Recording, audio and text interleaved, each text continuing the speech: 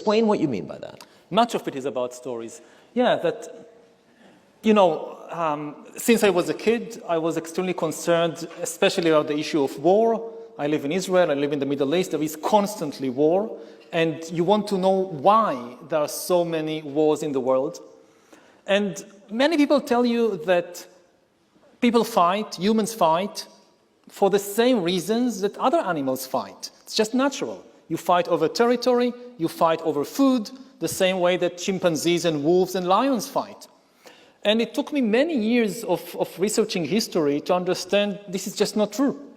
Humans don't fight over territory and food. They fight over imaginary stories in their minds. If I look at the present terrible conflict tearing apart my region of the world, it's not really about territory, not objectively. There is enough land between the Mediterranean and the Jordan River to build houses and schools and hospitals for everybody. There is no objective shortage of land. And similarly, there is no objective shortage of food. There is enough food to feed everybody. And this is true of other conflicts in the world. You look at the Russian invasion of Ukraine. Russia doesn't lack territory. The last thing they need is more land. And so why do they fight? People fight over the stories in their mind. Like I work in Jerusalem in the Hebrew University, and it's one of the most fought over places in human history. It's hard to understand why. It's not such a great place. It's a very ordinary place. You walk around, it's just, you have stones and trees and cats and pigeons and people, just like any other place. It's on the water, the land is pretty good. The land is not good. You can grow olives or something. There are no oil fields. There are no gold mines. Nothing. But in their imagination, people think, oh, this is not a stone. This is a holy stone.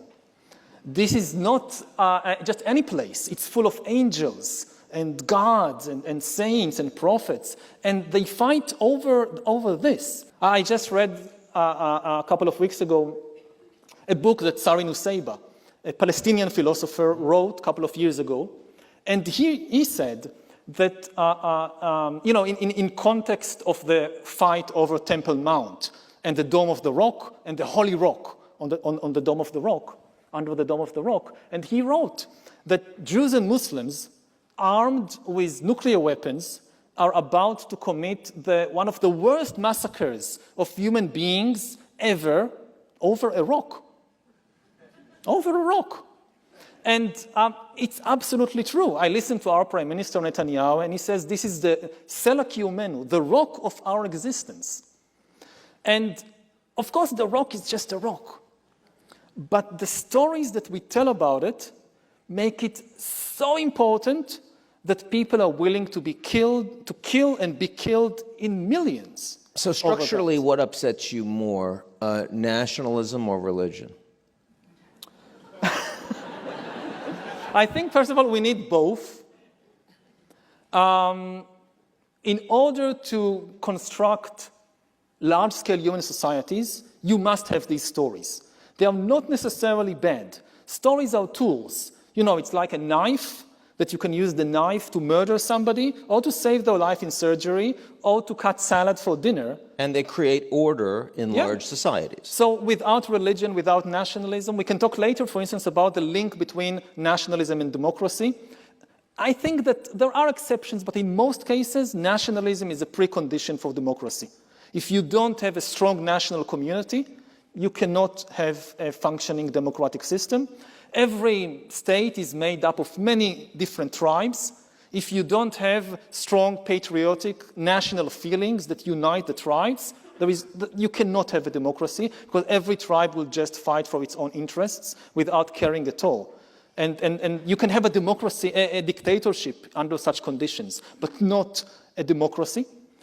And again, like with every story... And is religion a precondition for anything on the positive side?